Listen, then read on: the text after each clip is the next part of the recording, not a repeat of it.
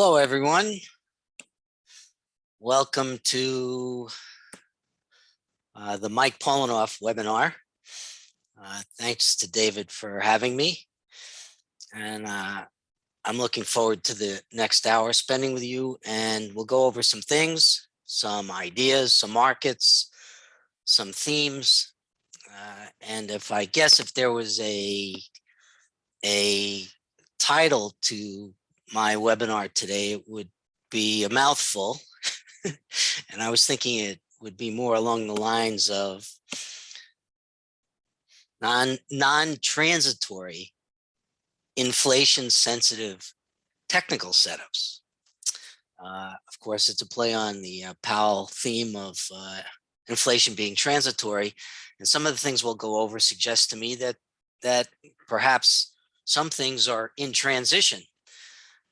But they're not transitory because there have been years in the making, and the transition period is now coming out the other end, the other side, and it may be a generational transition, not a quick one.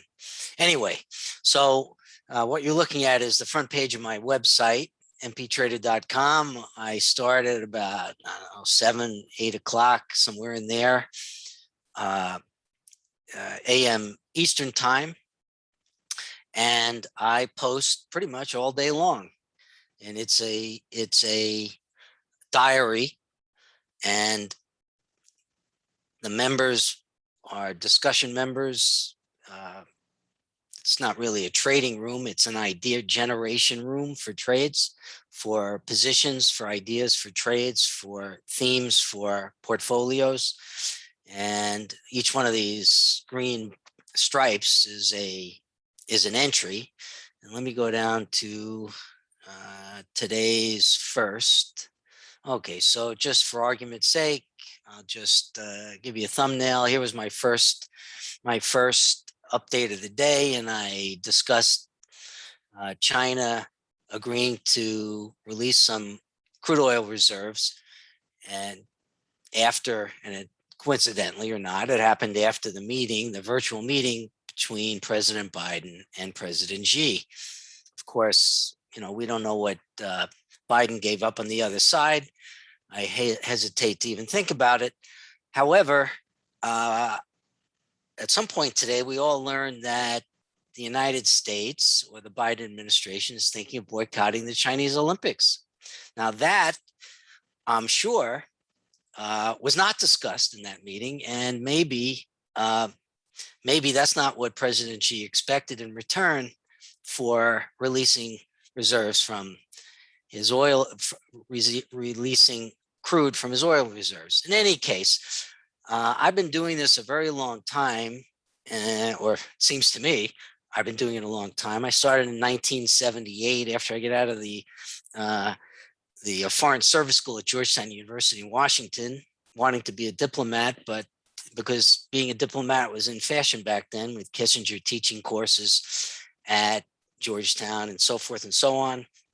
And of course, no one took the Foreign Service exam back then, none of my classmates. I think maybe one did that I know of. Most everyone went into business, and I wanted to play tennis for a living, but my parents wouldn't support that idea. Not after paying, I don't know how many thousands of dollars for my education. I thought I might have been good enough, but remember, this is 1978, so a little different than it is now. But I never got to find out whether I was good enough, so I went into the real world, which was probably the right decision. In any case, I started off at an economic consulting firm, an agricultural economic consulting firm in Washington, in Georgetown. And my first job was I was a junior analyst. First, I started as a gopher, then I was a junior analyst, and the first thing I ever had to do was probably the most important lesson I ever learned. The president of the firm came in and he said, "I want you to find out how many cars are on the road," and he left, and he walked out of my little cubicle. So I'm sitting there saying, how many cars are on the road? I know what I'll do. I'll call Detroit and one of the auto associations, and I'll find out how many cars are on the road. So I did just that. There was no internet back then, no computers, well, not anything personal anyway. And so I was told like 112 million cars on the road. I wrote it down on a piece of paper and I put it on the president's desk and I walked back to my cube. He comes in and he says, "What the hell is this?" So I said, "That's how many cars are on the road." He looks at me and he says, "Young Mike, compared to what?" Oh, well, okay. So that's how the world works. Everything is compared to something. And that was my first lesson in the ways of at least being in business, in a business world, and doing work for a consulting firm in economics.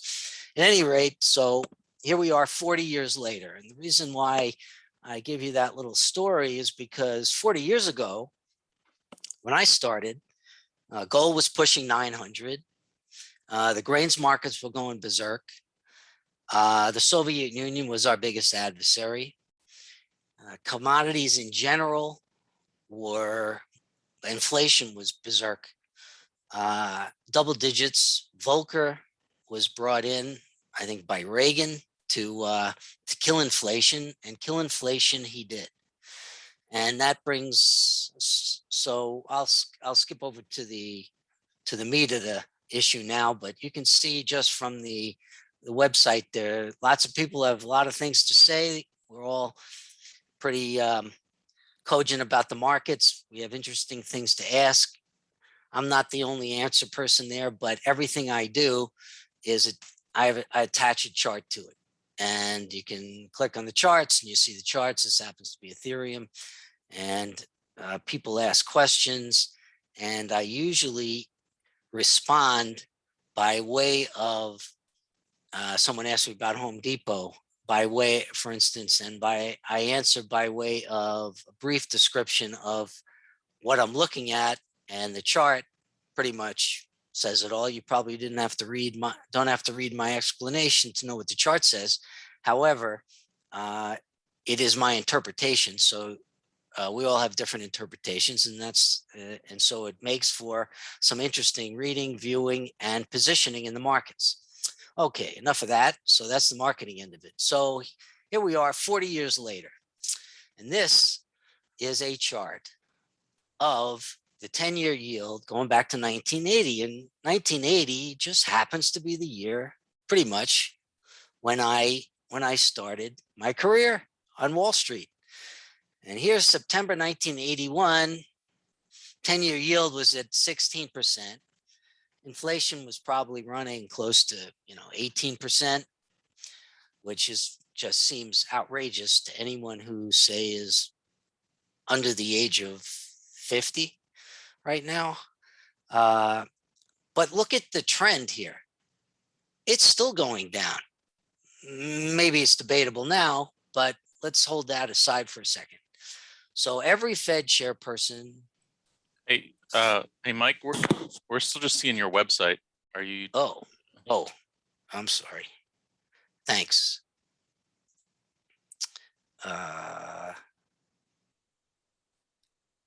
Is the chart you're trying to show in the browser or in a separate program, or? It's in my chart program. It's not in there. Okay, Okay, yeah, you're so you're probably gonna have to just stop your screen share and then reshare to that window. So you can show. Do you have multiple monitors on your? Yes. So here, how about you can show us? You see it now? Yeah, looks okay. good. Okay, thanks. Sorry about that. Okay, so here is 1981 when I basically started my career at 16% 10-year yield, and here we are now, 1.6. And so every Fed chairman, chairwoman, from Volcker on through Greenspan and Bernanke and Yellen and Powell, this trend strengthened along the way. Now, of course, back here or over here, This is 2009, 2008, 09. This is a financial crisis. And basically, everything from here over is an aberration. And the aberration we all know is the Fed, right? So the Fed suppressed rates, and this whole period, the Fed has been suppressing rates artificially. QE, whatever you want to call it. But they're underneath the market. They're the gorilla, the 10,000-pound gorilla in the room, and they're absorbing all the supply. So that is the aberration. The question is now is what, if anything, can normalize this situation? Well, as a matter of fact, do you see this chart now? This chart of 12-month. I'm going to have to do the same screen share again. Sorry.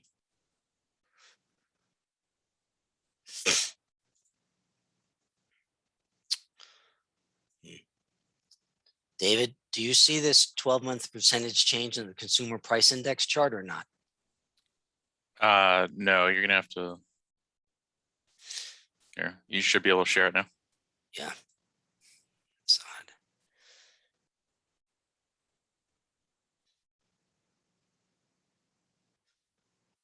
Where'd it go? You see it now? No, you have to. Do you see the button? The blue button? Yeah, well, so I have a screen share up, and yeah, you click on the screen you want, and then you hit the I know the blue button. That screen isn't coming up. You might, if you have a lot of screens open, you might have to hit. There's like a more. Okay. Like view more or show all windows is one of the options. Can you scroll? All right, let me see here. All right, you have multiple monitors, right? No, I have all of this on one. Hang on 1 second. Do you see it now? You're not hitting the button to actually share it. There's a final button you have to hit, and until you do that, sorry, I got it. It's not gonna. Sorry. Now you see it. Yeah. Now I got it.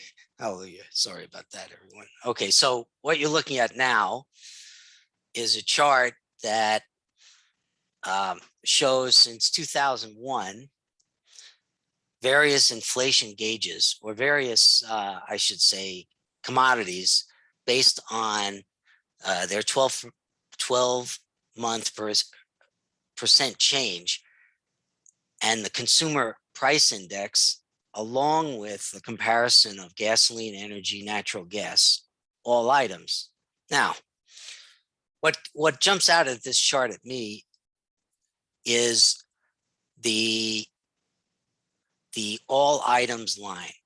Now, the all items line is creeping up, and based on this scale, you don't see it very much, but you see energy has gone in since, in the last several months, has gone straight up, and it's been rising at 25 at a 25% rate of change. The consumer price index itself, or gasoline, is straight up. The natural gas is straight up. All items is curling up. Now now for me, the all energy sec is the light blue line. It is higher than at any point since 2005. So this turn up, now if you look at this as a chart, and if this is resistance and this is support, this is chewing its way through all the resistance. And well, at some point, the rate of change will slow down, but it's telling me that everything's turned up and this is not going to reverse itself very fast. In fact, I think that this whole period from 2011 to 2021 into 2022 is quote unquote an accumulation period, that everything below this line is going to end up above it. And all items, which is the brown line here, is going to curl its way up following these. If that's the case, and we go back to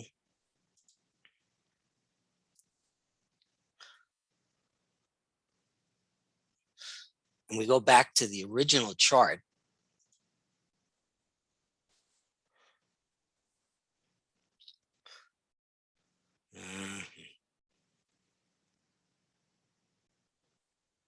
new share, oh, hallelujah.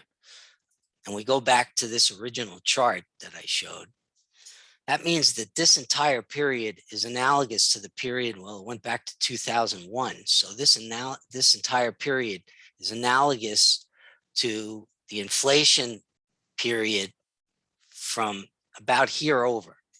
Now, it seems to me that since I started my career, I've been waiting 40 years for this cycle to change, and it's going to change. I don't know how it's going to change. I don't know whether the tail risk of who will be the next Fed chairman or chairwoman, whether it's Powell or Brainerd, that change will either if the risk is that Powell becomes chairman again, the market, the bond market may fall apart, yield may go up because he is soft on inflation, or so it is, and he's not raising fast enough. The risk is that if he's renominated, that he raises rates to get ahead of this inflation curve that we saw in the other chart. And if he does, the long end of the market by definition will back up. And the big level here is 2%, as you can tell, but from a multi-year basis, the really big level is 250, 260. Now, what in terms of what the markets are looking at, here's the TLT. Now, the TLT has been trading in a range from June until now, until November, in a range. Originally, it looked to me as though since March, it was putting in a bottom. But now I'm not so sure anymore. If, in terms of the TLTs, if the TLTs break 142, 141, then all of this becomes a top. The TLTs will be telling us this will be a reflection of the bond market going down and yield going up. If we take it a step further and use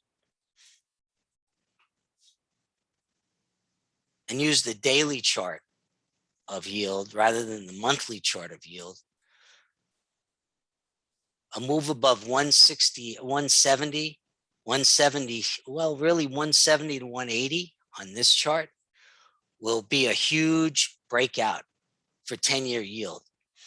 The question now, or the question at that point, if it gets there, will be whether the Fed tries to suppress it at that point, and why would they do that? Well, it depends what the stock market is doing at that point. In any case, the other factor is this. Another factor is this: the big picture of the U.S. dollar.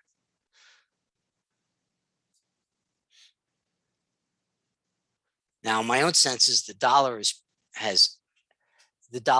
putting in a major top, and this goes back to 2015. So for 6 years, there's been a distribution top put in on the dollar index. And my sense is this spike into this week's high at 96.24, that was a blow off spike, I think.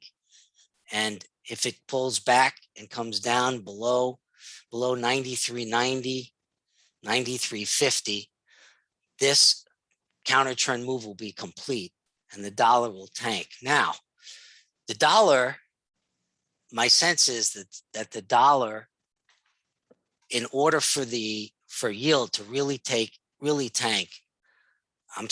in order for yield to really take off, the dollar will be inversely related to that, ironically, and the dollar will be under pressure. Why will it be under pressure? Because the confluence of inflation, rising yield, the perception that the Fed is behind the curve and is trying to catch up will be a confidence killer in the US dollar, and there will not be money flowing into the US dollar, it'll be flowing out of the US dollar.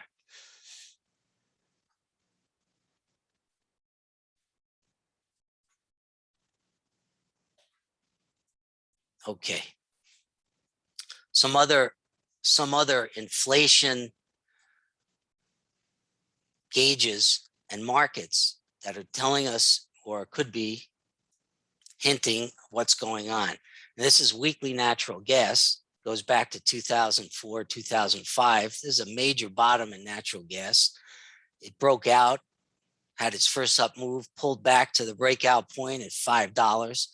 And I'm expecting a new move to pivot off of this $5 area, maybe $4.50 at the worst case, and to take off again and to make new highs. So this is the beginning of a breakout, a multi-year breakout in natural gas. So that is another indication that this, whatever this transitory issue is, the supply demand situation in nat gas has shifted to supply tightness. And I don't know if you saw on CNBC earlier this week, there was an interview early in the morning with the Goldman Sachs, the head of commodities, Goldman Sachs, Jeff Lurie, and it was Curry. It was really interesting, and his point towards the end of the interview, which I found to be the point, is that both crude oil and natural gas are in such tenuous supply-demand imbalance, slight imbalance, that the most minor of dislocations could make these markets take off to the upside. And that's a far cry from where we were a few years ago when there was excess supply that could absorb any sort of shocks. So natural gas is one of these markets that's bottomed, broken out, calmed down a bit, and ready to take off into an even larger up leg. Before I go over to gold, let me just go over the energy market. So if we go over to crude oil,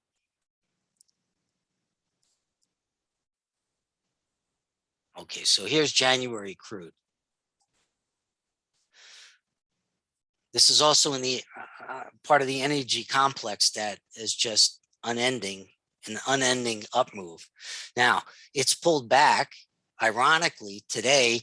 Well, right now it's up 77 cents. It was as low as 76.44 this morning. It's trading at 78.30 roughly now, and that's after the announcement that the Chinese, or Xi, was planning to release some supply from their reserves. Now, it seems like this is a correction that's at or near completion.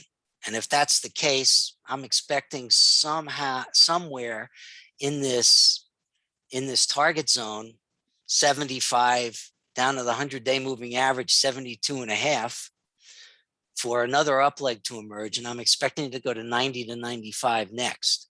And this is also another market that the Goldman Sachs commodity analyst said was, you have any kind of shock, geopolitical. We haven't had one of those in a while. If we have a geopolitical shock, look out above for this market. It's going considerably higher. If it goes to the top of this channel, then we're going to $100 and from 75. So that's another market that is less than transitory, more like permanently transitory at the moment. Now, of course, we've been discussing for weeks now how part of the problem is that the transition from dirty energy to clean energy, or dirty fuel to clean fuel, has gone less than smoothly, and so there's a lot of upward pressure on demand in an economy that is hitting on, I guess, all cylinders or a lot of cylinders right now, and upwardly biased inflation to boot underneath it. So these markets are traveling at a higher rate of change than the markets of clean energy, which won't be able to service the electric vehicles that the world wants to shift to sooner than later, much sooner than later. So we're kind of in a very tricky place right here, that is pushing energy higher, and there are not enough clean energy vehicles to shift to. Let's go over to another commodity. So here's oil. For me, my go-to ETF to participate in the energy complex is XOP. It's the exploration. It has a lot of big names in it, both exploration and production of oil and gas. And to me, this is a gigantic base.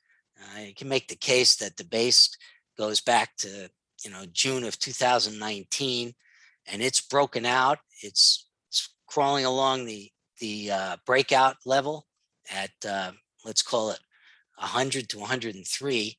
And based on the way this setup is unfolding, I can see 140 or perhaps higher based on this accumulation, a multi-year accumulation pattern. So XOP is one you should keep an eye on to participate in more or greater energy gains in the upcoming months. This is the agricultural side, which has exploded. So if I expand this chart, this is DBA, David Barry Allen. And this was in a huge bear market until really last spring, the summer of 2020, I should say. Multi-year, 8-year bear market in the grains markets or the agricultural markets. This includes cattle and soft commodities too, but mostly grains, soybeans, wheat, corn, soybean meal, soybean oil, that kind of thing. And while it may be foreign to many people, the grains markets, make no mistake about it, these grains markets have participated and will continue to participate in a more than transitory uptick in prices, agricultural prices, food prices. We've already gotten hit seriously by food prices, but the way this is set up longer term is that DBA just entered a new up leg after finishing the first up leg between, let's say, April 2020, and this is the orthodox high in May of 2021. And this is a very bullish, upslanted, like bull flag kind of pattern that just broke out, and all the momentum gauges are now curling up to support this new high. And my sense is that right now we're at $20. The next target is 22 to 23, and then 25, 26. And on a percentage basis, that'll be a huge move for DBA in the agricultural sector. So that's another permanent or not so transitory breakout pattern along with oil and natural gas. The big question is what will happen back on in the in this chart right here.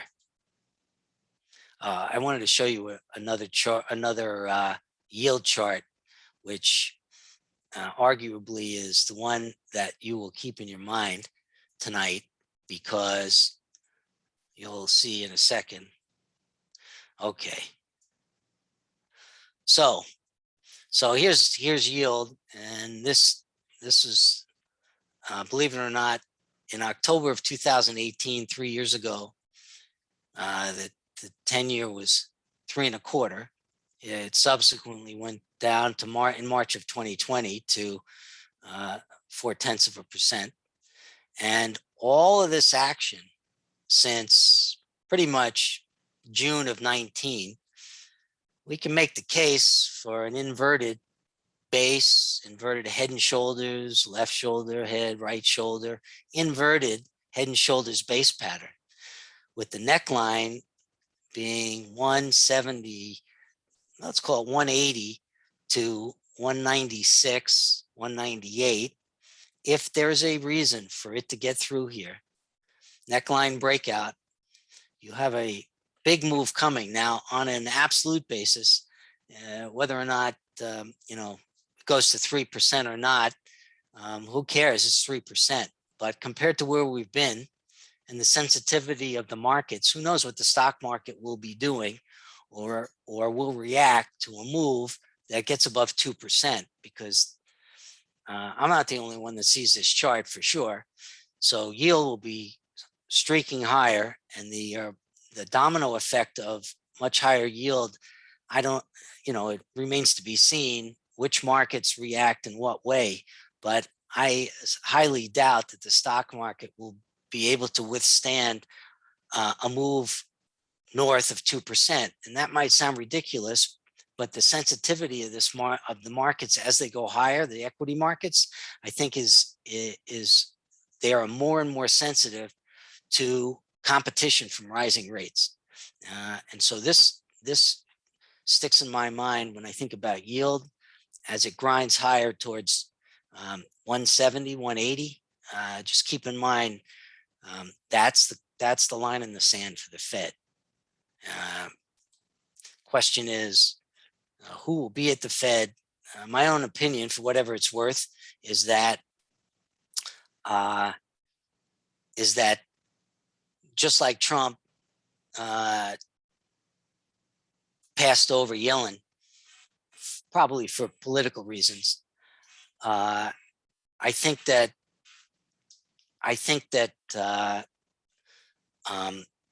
Biden is going to pass over Powell, and he'll select, I guess, the lead candidate is Brainerd. Now, whether or not that's a destabilizing move or not, if the markets dislike uncertainty, then it will be a destabilizing move.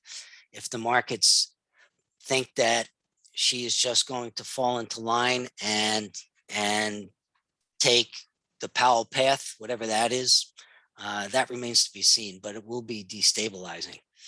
Okay, so before we go over to the stock market, let me just go over to another category, which who some of you who were at my last webinar experienced back then, was lithium and uranium. Sorry, lithium and uranium, both of which are very relatively small markets, but these are the markets, these are the raw materials to run the products that presumably are being created, certainly by Tesla, Lucid, Rivian, Ford, and GM now. We'll get to them in a minute.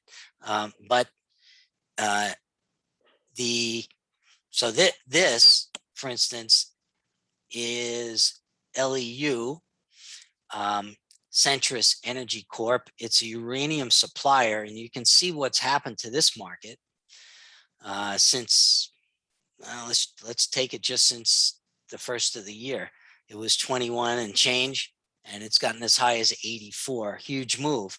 And I don't know how high this can go because uranium is in tight supply, but and its ownership is, there's not much around. The Russians own a lot of it, whatever's around, and the Chinese have bought up a lot of rare earth material, so minerals. So who knows whether or not the uranium supply will be adequate for all the new nuclear reactors that might be coming online. So the greenies who are in favor of getting rid of all fossil fuel have to replace it with something. And clean energy in the form of nuclear energy will be overlooked. The nuclear part of it, the 3 Mile Island Chernobyl accident, rare accidents will be overlooked for the sake of getting rid of fossil fuel and going clean. And uranium will be in great demand for sure. And it already is, apparently. Another is lithium. And lithium is the battery. I guess someone I saw this morning referred to lithium as the new oil of the 21st century. So it sure is acting. This is Albemarle, probably the most highly visible name in the lithium sector, but it is a beautiful setup, a beautiful chart, a very powerful chart. It looks like it's consolidating above 263 right in here, just as the most recent support level, and it's ready to take off again. I think it's going to 300 to 310 next. And who knows how high this can go? We just don't know, because we don't know what the demand is going to be for all the lithium that'll be required. Now, while you're waiting, let me just, this is by the way, the charting, the charting software I use is TradeStation. And I've used it for years, and I think it's very versatile, and you can see that it provides stupendous charts. Okay, so everybody knows the Rivian public at 78, opens like 100, 120, whatever, runs up to 178 earlier in the week and got smacked. But Rivian is here to stay. Lucid is here to stay, we think. And so Lucid yesterday almost tested its February high, and it looks to me as though somewhere around $40 it should hold and turn back up. However, near-term momentum is still not confirming any type of sustainable holding pattern yet. However, you see my notes here. So yesterday morning, Morgan Stanley raises target price from 12 to 16. Yeah, that's true. From 12 to 16. The stock was trading above 60 at the time. And here's Morgan Stanley's price based on Adam Jonas's fundamental analysis. So that's the risk, that he's right, and that this is just one big speculation.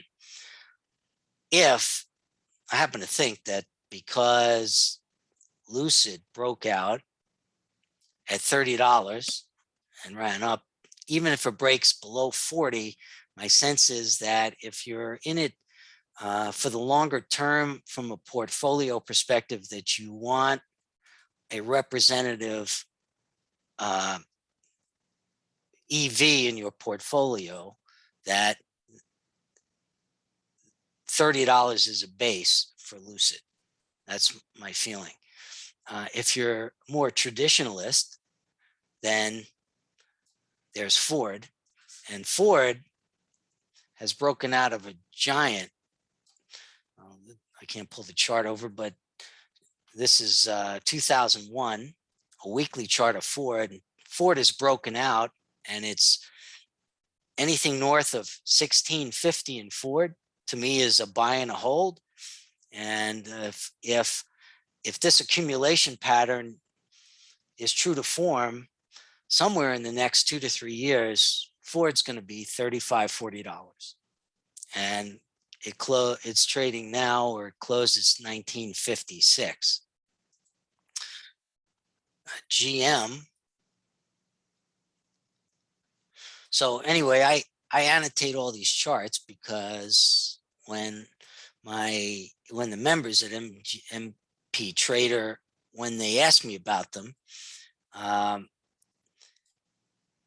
need the chart to speak for itself rather than me putting up a generic chart and saying this is where it should go, or this is what it's doing, or whatever.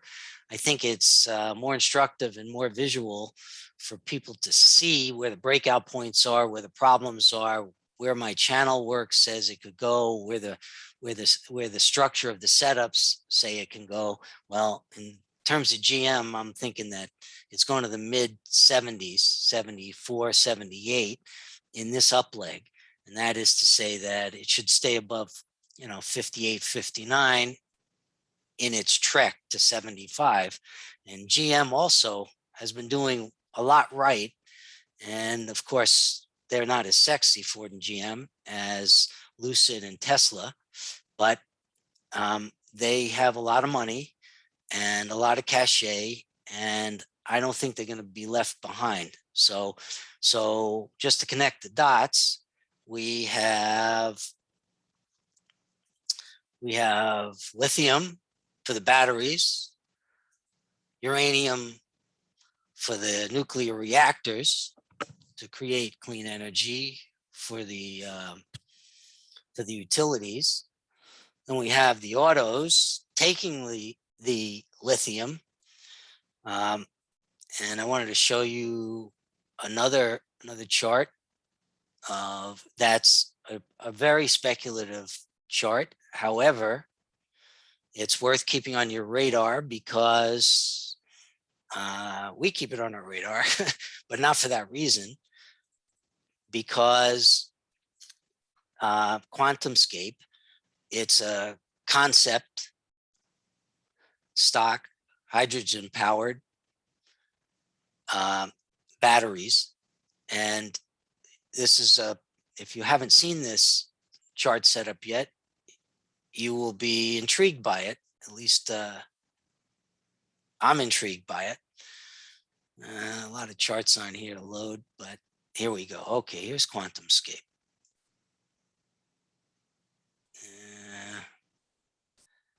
New share. Let's see. There we go. Okay, so here's Quantumscape. All right. So when the concept pretty much started, it went, back when it got its first bit of publicity back in late 2020. It went from 1120 to 121, which was probably more a function of the Reddit crowd than it was of any prospect from the company. And it got smacked, and it's had a long bearish period, but look at the bearish period, how it developed into an accumulation pattern, right? So every time it got near 20, or shall we say between 30 and 20, it was accumulated for, the last 7 months. And it's starting to break out. Now, the interesting part is back here on March 25th, Quantum did a secondary at $40, and it stayed above $40 for a few days, and then it got killed, and it spent months below 40. So that meant that anybody who took the deal and didn't get rid of the stock has been waiting for all this time to get back to their purchase price on the deal. Well, last week, or I should say earlier this week, it took out 40 for the first time since last March. It has subsequently pulled back, which was not a surprise since it had climbed from 22 to 43.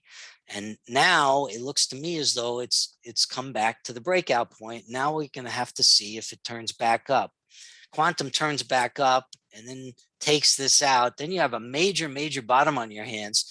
And my sense is that the chart will be telling us at that point that Quantum is for real, that it has a business plan, a path to profitability, or a path to revenues. How about that? And that there's a real product there, and that who knows where it could go.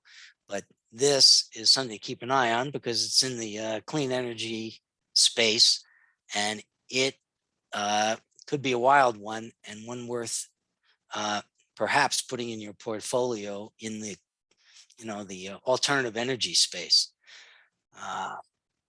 Okay, so let's go over to the stock market. All right. So I don't, it just goes up all the time, and it's easy to blame it on the Fed, or to credit the Fed. So just if some of this transition is not transitory, and my 30-year wait for yield for the bond bull market to take a breather. Like since I started my career, I've been watching bonds in a bull market through recessions, pullbacks, periods of reduced economic growth. It doesn't really matter. So if this is in transition and we are rolling around into a yield bull market, that would imply some normalcy to what's going on. Then this will be inversely impacted at some point. Now, back early in my career, people at the trading desks, I worked at Drexel, and people at the trading desks would say, rates are going up, stocks would pull back. I mean, there were actually relationships would unfold that made sense, that weren't manipulated. So the manipulation is twofold. The bond market never goes, or rarely goes, down because the Fed is buying all the paper. And the liquidity that creates is creating this uptrend now in the stock market, or I should say supporting it. Every dip is bought. The amount of money that the Fed pumped into the market back here, this was the pandemic low in March of 2020. And the amount of money it pumped in dwarfed the amount of money it pumped in 2009 by Bernanke. And so I always thought before the pandemic, I thought that somewhere back here, 2018, 2019, the money that had been pumped in by Bernanke was dissipating. That is, the impact of that money was dissipating. And in fact, Bernanke tried to taper, but it was unsuccessful. But right around the pandemic, or after the pandemic, the amount of money that Powell put into the market dwarfed Bernanke's QE. And so if it took 10 years to dissipate the billions of dollars or trillions of dollars that Bernanke put in, do we have any right to think that we're anywhere close to having the money that Powell put into the market dissipate? The answer probably is no. However, if, and it's a big if, but given given this chart and my sense that we're in transition from a bond, well, I should say a yield bear market to a yield bull market. If we're in transition, then we're also will be in transition here.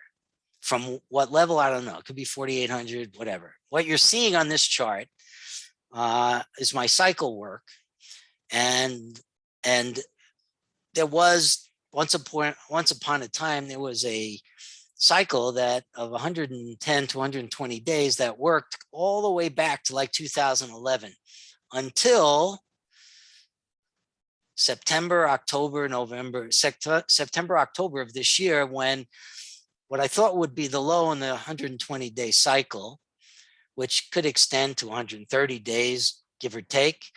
Well, it didn't. There was no pullback really of any magnitude until the pullback into the October low. And that was a 5.9% pullback. The problem for me was that it occurred on day number 46 from the prior cycle low, which was over here, which is March. So the cycles got all skewed, and I don't know whether that was an aberration or not. However, if the original cycle reasserts itself, then the yellow cycle here, we are right about here now, which is the peak of the yellow cycle. If we're in the green cycle, then we're here, but we're still rising. I don't know which. All I do know is that this period coming up with Bernanke, with Powell's renomination or not, is kind of like crossroads. Also tonight, we may get a vote on the Build Back Better bill because the CBO has scored it, and who the hell knows whether, what that scoring really means. It's just designed to help the Democrats and the Republicans, mostly the Democrats, to decide if they're going to vote for it or if it's too expensive. Hard for me to believe that, the trillions of dollars that are going to be spent on new entitlement programs won't be inflationary. In any case, there's a confluence of events that are coming together now, and not the least of which is the upward pressure on energy prices. And for those of you who are open-minded to such things, there's a major lunar eclipse tomorrow. The last time I think I read that it happened was in 1440. How we know that, I don't know. But in the next time it'll happen is, 22, in 1,000 years from now. So anyway, there are a lot of confluence of crazy things going on. And my sense is that after 40 years of a bear market and yield, we're in transition, and that's the market to watch. And above 2%, the stock market gets shaky. Above 3%, the stock market is DOA. For now, this chart is telling me that unless 4630 in the cash S&P is broken, go with the flow. It's higher in tomorrow's option expiration. It'll probably be to the upside. Let me just put up one more chart, and we'll leave it there. So anyway, if you like this kind of analysis, you like this kind of discussion, join us at MPTrader.com. You can see what other people write. You can see what other charts they put up. You can see the discussions, my charts. Okay, so here, I'll leave you with this. Here's the 15-minute December futures E-mini. And since the all-time high back on November 5th, we've coiled. And coils at the top of moves, i.e. at the top of this move, right? Which this was the October 4th low back here, October 1st, as it were. Coils at the top of up moves usually turn out to be continuation patterns in the direction of the underlying trend. And in this case, this is where I think we could go. And so whatever's about to happen probably won't have, in terms of some sort of force that's equal to a technical analysis, a trend will go in the direction it's going until a force equal to or greater than the underlying force stops it. And so with that kind of technical definition, what I can tell you is this, that such a force hasn't arrived yet. However, between Build Back Better, Powell's renomination, and these energy markets, we might be reaching we might be creating a force that puts a brick wall on in front of the market, maybe 4750, probably closer to 4800 into the end of the year, because everybody's doing the FOMO trade, fear of missing out, into the Christmas rally, Thanksgiving seasonal. Tomorrow we'll get a good indication, because I think we should break out tomorrow. And if it holds, I think that's the beginning of the next up leg. If it doesn't hold, I think it's the end of this up leg. So lots of things are coming together in the next few days, both politically, economically, and in terms of market risk. So on that note, I'll leave it there. And if you have any questions, I think you can email me those questions at, you can either email me at info@MPTrader.com or at my business email, that is Pattern Analytics. See it written right here, patternanalytics@gmail.com. PATTERNANALYTICS, patternanalytics@gmail.com. So it's been a pleasure. I hope that that these charts interest you, and that the some of these transitory shifts don't look so transitory anymore, especially if the bond market, if the Fed loses control of the bond market, as it were, or decides that it needs to raise rates rather than just taper to get ahead of this curve.